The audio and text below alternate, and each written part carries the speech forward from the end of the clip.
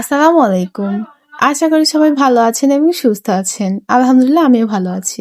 তো আজকে চলে আসলাম নতুন আরেকটি ব্লগ। আজকে শুক্রবার। তো সকালে ঘুম থেকে উঠে রেডি-সেডি হয়ে চলে গেলাম মাছ বাজারে মাছ কেনার জন্য। শুরুতে দেখতে পেলাম ইলিশ মাছ। ইলিশ মাছ দেখতে আমার ভালো লাগে, খেতেও ভীষণ ভালো লাগে। তো দেখতে পাচ্ছেন কত রকমের ছোট বড় মিশানো ইলিশ মাছ। এরপরে এই সাইডটায় রয়েছে মুরগি বাজার। তো মুরগি নিব না, আজকে শুধু মাছই নিব। এজন্য চলে যাচ্ছি সামনের দিকে। মাছগুলো কত সুন্দরভাবে সাঁতার কাটছে দেখেন গাইস। এই দিকটায় আবার আমার দিকে তাকায় আছে এই মাছগুলো।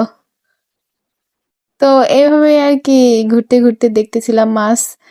তো যেটা ভালো লাগবে সেটাই নিব। ছোট মাছ নিব, তার পাশাপাশি বড় মাছও নিব। তো এই সাইড থেকে নিয়ে নিলাম একটা রুই মাছ। দেখেন গাইস কত সুন্দরভাবে সাজিয়ে রেখে দিয়েছে।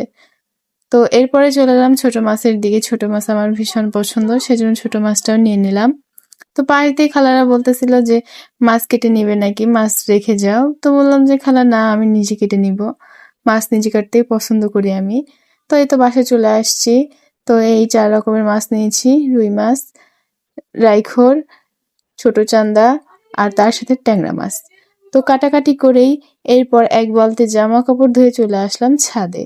ছাদে এসে দেখি দড়িতে জায়গা নাই, কি আর করার, তো সবারটা সরায় আমারটা নেড়ে দিচ্ছি। নিজে বাঁচলে বাপের নাম, কি বলেন গাইস? তো এই যে এই রোদের মধ্যে কত সুন্দরভাবে কাজ করে যাচ্ছি গাইস, কি বলবো আর। তাই চলছে জীবন এরই মাঝেই। তো এরপরে শুরু করে দিলাম রান্নাবাড়ি। আজকে রান্না করব ছোট মাছ দিয়ে আলু ভাজি। তো প্রথমে আলু কুচি করে কেটে নিয়েছি, তারপরে দিয়ে দিচ্ছি ছোট মাছ।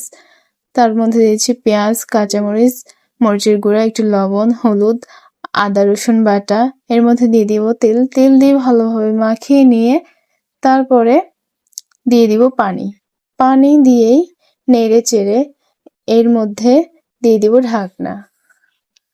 ঢাকনা দিয়ে বসিয়ে এই তো আস্তে আস্তে হয়ে যাবে আমার মাছ আর আলু ভাজি একসাথে। দেখেন গাইস কত সুন্দর কালার আসছে গাইস।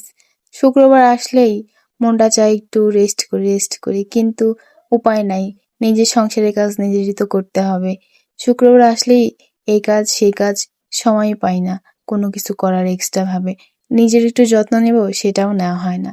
কিন্তু একটা সময় বাপের বাড়ি থাকতে কত কিছুই না করতাম, থালটা পর্যন্ত ধুয়ে খেতে হতো না।